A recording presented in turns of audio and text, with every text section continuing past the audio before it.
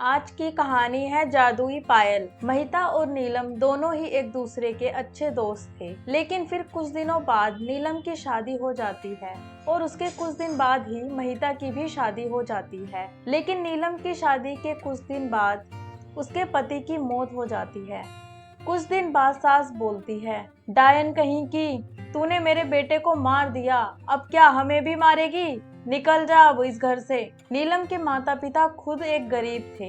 ऐसे में नीलम ससुराल से निकल जाने के बाद अपने मायके ना जाकर एक छोटी सी नौकरी कर झोपड़ी में रहना पसंद करती है, क्योंकि वह अपने माँ बाप पर बोझ नहीं बनना चाहती थी।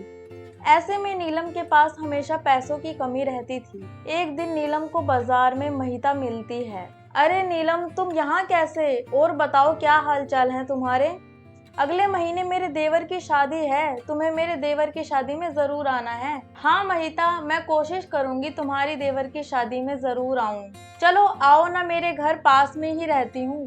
नहीं नीलम, अभी तो बहुत काम है, बाजार से बहुत सारा सामान खरीदना है, फिर किसी दिन आऊंगी तुम्हारे घर और आराम से मिलकर दोनों सहेलियां बातें करेंगे। नीलम अपनी हालत महिता को नहीं बताती। महिता को लगता है कि नीलम ससुराल में बहुत ही खुश है।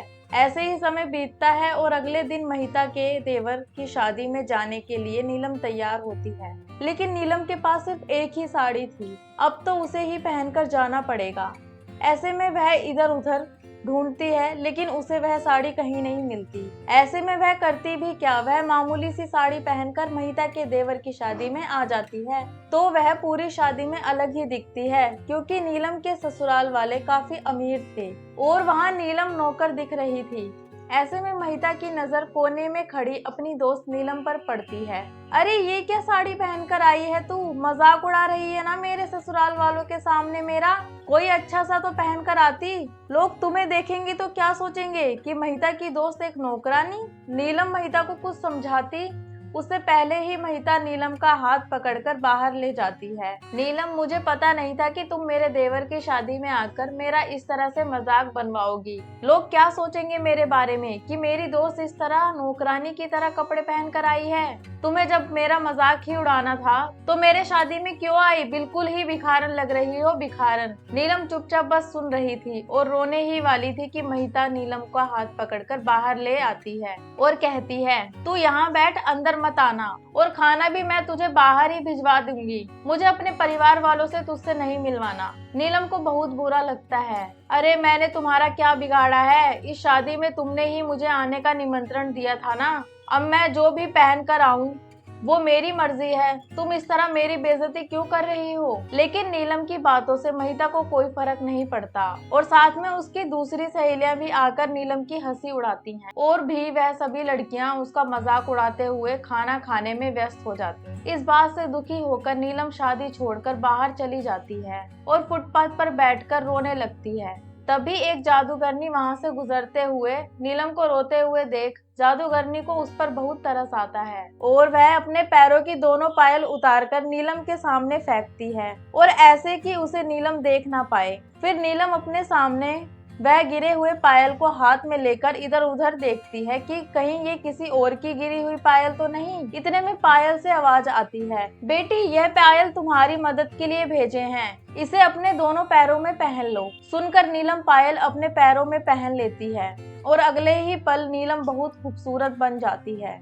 उसके सामने बड़ी सी कार और साथ में ड्राइवर उसमें से बाहर निकलकर नीलम को सलाम करता है। चलिए मैडम जी, घर चलते हैं। नीलम ड्राइवर की बात सुनकर कार में बैठ जाती है। फिर थोड़ी देर में नीलम अपने घर पहुंच जाती है। तभी नीलम देखती है कि उसकी झोपड़ी एक बड़े सुंदर घर में बदल चुकी है। यह देख नीलम को अपनी आंखों पर यकीन नहीं होता। इस तरह जादुई पायल की वजह से नीलम बहुत अमीर बन जाती है। नीलम को सिलाई कढ़ाई का काम अच्छे से आता था, तो जादुई पायल की मदद से वह एक फैशन डिजाइनर की दुकान भी खोल देती है और उसके दुकान के चर्चे अब पूरे शहर में होने लगे थे। दूसरी तरफ जब यह बात महिता को पता चलती है तो उसे नीलम से बहुत जलन होने लगती है कि आखिर नीलम के पास इतने सारे पैसे कहां से आ गए, जो शादी में एक फटी पुरानी सी साड़ी की वजह से उसे बाहर निकाल दिया था। महिता को नीलम की खुशी बर्दाश्त नहीं हो रही थी और वह मन में ठान लेती है कि उसे बर्बाद कर देगी। फिर एक दिन नीलम कहीं जा रही थी, तभी उसने सड़क के किनारे एक गरीब लड़की के साथ 2 बच्चे नजर आए। उसकी हालत देखकर नीलम को उन पर बहुत दया आती है।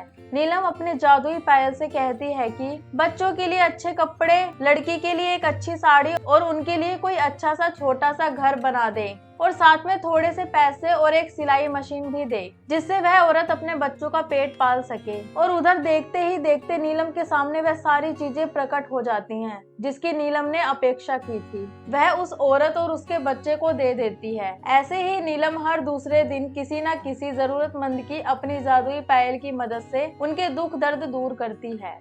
एक दिन जब नीलम अपनी दुकान का सारा काम खत्म करके घर लौटी, तब नीलम अपनी जादुई पायल से अपने लिए खाना मंगवाती है। तभी नीलम की दोस्त महिता घर की खिड़की से देख लेती है और वह नीलम के सोने तक उसके घर के बाहर ही रुकती है। जब नीलम गहरी नींद में सो जाती है तो महिता नीलम के घर में चुपके से घुसकर वह जादुई पायल लेने की कोशिश करती है।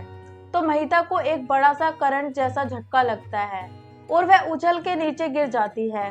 जब वह उठकर फिर से उस जादुई पायल को लेने की कोशिश करती है तो अब महिता का हाथ ही जल जाता है और वह बहुत जोर से चिल्लाती है और उसके चिल्लाने की आवाज सुनकर नीलम नींद से डरकर उठ जाती है।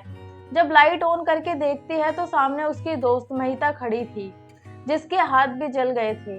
नीलम दोस्त को कुछ सवाल करती इससे पहले वह दौड़ती भागती हुई अपने रसोई घर में बर्फ के टुकड़े लाकर महिता के हाथ में देती है ताकि उसकी जलन कम हो। फिर नीलम महिता की मरहम पट्टी करती है और फिर वह धीरे से पूछती है कि वह आखिर इतनी रात गए उसके घर क्यों आई है और उसके हाथ कैसे जले। महिता ने अपनी आप बीती बताई और फिर रोने लगी। मुझे माफ कर दो नीलम, तुम कितनी अच्छी हो, फिर भी मैंने तुम्हारे साथ गलत करने की सोची। मुझे लगा कहीं यह जादुई पायल ले लूंगी, लेकिन मैंने उस दिन भी तेरा मजाक उड़ाया और आज भी मैंने तेरा गलत सोचा। और फिर नीलम दोस्त महिता के आंसू पोंछते हुए अपनी बात कहती है कि गरीबी उसकी मजबूरी थी, क्योंकि ससुराल वालों ने पति के मौत के बाद उसे घर से निकाल दिया था। उसके बाद वह खुद ही किसी तरह अपना पेट पाल रही थी और उसके आमंत्रण से वह मना नहीं कर सकी और शादी में उसके पास जो कपड़े थे वह वही पहनकर आ गई थी। तू इतनी अच्छी है तभी तो तुझे ये जादुई पायल का वरदान मिला है और मैं तुझ पर ही उस दिन हंस पड़ी और सबके सामने तुझे नौकरानी कहा, लेकिन आज फिर भी सब जानते हुए तूने मेरी दवा की। और फिर नीलम की बात सुन महिता को खुद पर शर्म आती है और बिना कुछ जाने वह नीलम पर हंसी थी, उससे माफी मांगकर वहां से चली जाती है।